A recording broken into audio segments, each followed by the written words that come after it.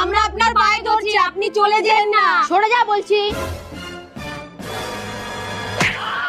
আপনাকে যেতে হলে আমাদের গায়ের উপর দিয়ে যেতে হবে। জান দেখে এইবার কত যেতে পারেন। পিসিমা যেন না পিসিমা, আপনি ছিলেন বলে আমরা কতদিন আরামে ছিলাম। আরে ওনাকে আটকিও না, যেতে দাও। আজকে আমি তোমাদের পিৎজা খাওয়াবো। মা, সত্যি আপনি আজকে আমাদের পিৎজা খাওয়াবেন? আমি কখন বললাম খাওয়াবো? আপনিই তো মেসেজ করলেন। কই, আমি তো মেসেজ করিনি।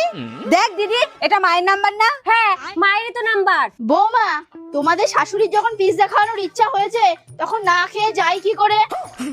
নাও বৌদি, পিৎজাটা অর্ডার করে দাও। হ্যাঁ মা, আপনি যখন বলেছেন তখন খাওয়াতেই হবে। হ্যাঁ মা, খাওয়াতেই হবে। ননদিনী, একটু ঘরে আসো না, কথা আছে।